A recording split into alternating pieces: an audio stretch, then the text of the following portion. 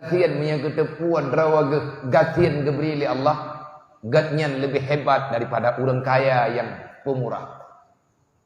Sebab mensyukuri nikmat kekayaan lebih mudah daripada bersabar terhadap kesusahan. Lebih hek gesabar bak gatian le urang daripada tasyukur wate kaya. Sebab syukur wate kaya atas nama kata bihai menurutnya. Tapi orang gatian 24 jam gaknya menderita perasaan. Mereka bersabar dan tetap menjalankan perintah Allah. Dia berarti berjihad sepanjang zaman di atas permukaan bumi Allah. Orang berjihadnya adalah orang yang petimang amanah. Orang yang memperjuangkan, memperbaiki dirinya menjadi manusia yang berakhlakul karimah.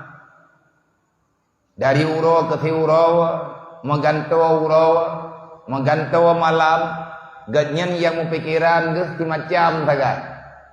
Untuk besok bagaimana aku ini di hadapan Allah. Menyelung mantang geberi umuli Allah.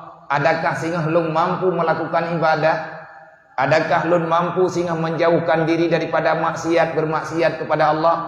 Nyan geken urang berjihad. Bunawa agaknya hana gecok atagop hingga ikna kekuatan geberi li Allah be'ru gerut dalam buat yang getam li Allah. Sama dengan mempertahankan diri menjadi orang baik, itu adalah kewajiban. Mempertahankan diri menjadi orang yang selalu hadir mengakui perintah Allah, itu keharusan.